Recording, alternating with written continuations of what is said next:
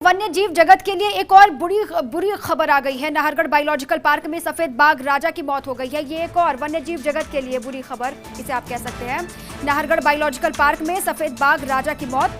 सप्ताह भर से चल रही थी राजा की तबीयत खराब। ये कहा जा रहा है कि सप्ताह भर से राजा की तबीयत खराब चल रही थी। पेशाब से खून आने के बाद 1 अगस्त को IVRI भेजे थे ब्लड सैंपल और इसके साथ ही काफी दिनों से भोजन छोड़ चुका था राजा। ये भी जानकारी उसको लेकर मिल रही है। लगातार की जा रही थी मॉनिटरिंग, लेकिन उसके बाद भी क्या वजह रही, क्या फिर इसमें भी कोई लापरवाही निकलकर सामने आ रही है, ये जांच का विषय फिलहाल कहा यह जा रहा है कि हफ्ते भर से ज्यादा का वक्त हो गया है। तबीयत खराब राजा की चल रही है और सैंपल भेजे गए थे और काफी दिनों से ये भी कहा जा रहा है कि भोजन छोड़ चुका था राजा और लगातार मॉनिटरिंग भी इसकी की जा रही थी कि आखिर एक्टिविटीज क्या कुछ है और उसी आधार पर आगे जांच बढ़ेगी और फिर स्पष्ट होगी तस्वीर। और इसी पर निर्मल तिवारी मेरे सहयोगी जुड़ चुके। निर्मल, क्या वजह बताई जा रही है, आखिर हुआ क्या है, इसको लेकर तमाम सवाल भी खड़े हो रहे हैं।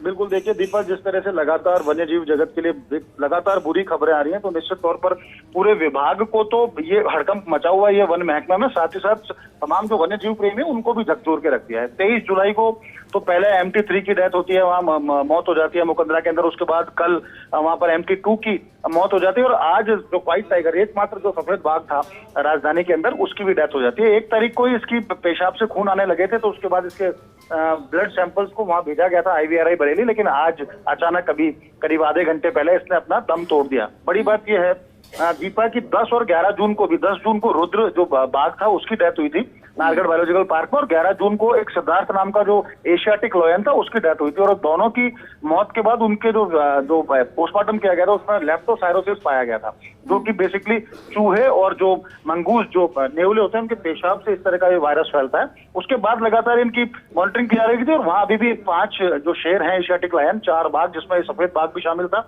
और 5 लेपर्ड है। इन सभी में इनका क्रिटिनिन जो लेवल है, मतलब इनकी जो किडनी की खराबी इन सभी के अंदर थी, उसके बावजूद मॉनिटरिंग की जा रही थी, दवा भी दी जा रही थी। लेकिन आज अचानक से जिस तरह से राजा ने दम तोड़ा है, तो निश्चित तौर पर पूरे वन्य जीव जगत को झकझोर के रख दिया और साथ ही सवाल भी खड़े होते हैं कि ऐसी कौन सी खामियां हैं जिनको अभी तक दुरुस्त नहीं किया गया पूरा वन महकमा। ये अलग बात है कि सुखराम विष्णु इस समय जैसलमेर है, वो भी बाड़ेबंदी के अंदर अपना वहां उनको रहना पड़ रहा है, लेकिन पूरा वन महकमा जितने भी प्रशासनिक अधिकारी तमाम यहाँ पर है, IAS IFS लगे हुए हैं तमाम, लेकिन कोई भी प्रॉपर मॉनिटरिंग का इसमें अभाव नजर आया है।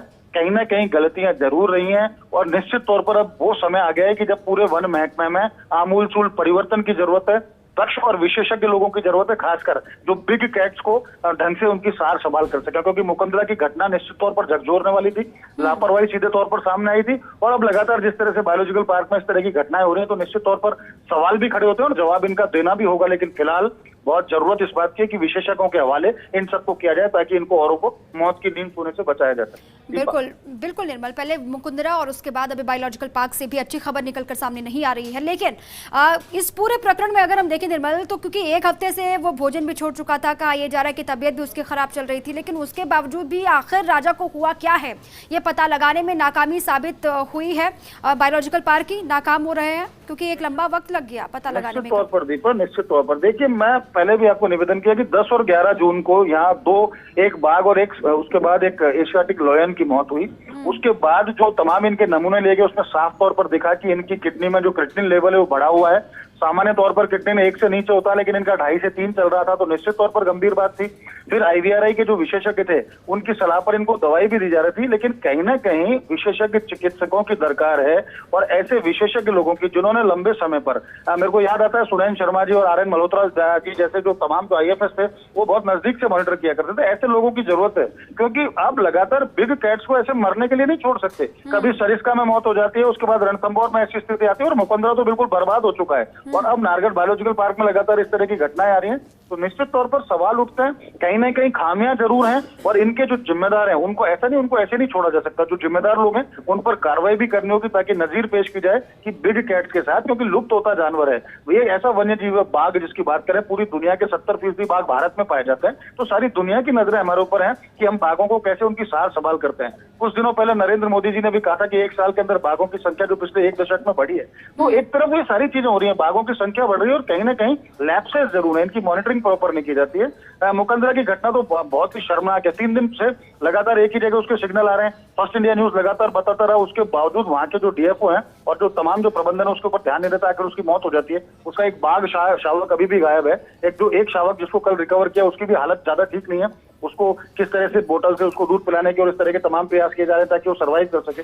तो निश्चित तौर पर बड़ी घटनाएं हैं, आमूलचूल बिल्कुल परिवर्तन की निर्मल, दरकार है। वो मुकुंदरा हो, सरिस्का हो या फिर नाहरगढ़ बायोलॉजिकल पार्क हो, वहां पर ये दर्शाता है कि प्रशासनिक स्तर पर जो लापरवाही है वो नहीं हो रही है और इसीलिए प्रबंधन भी लापरवाह बना हुआ है। बहुत शुक्रिया आपका तमाम जानकारियों के लिए।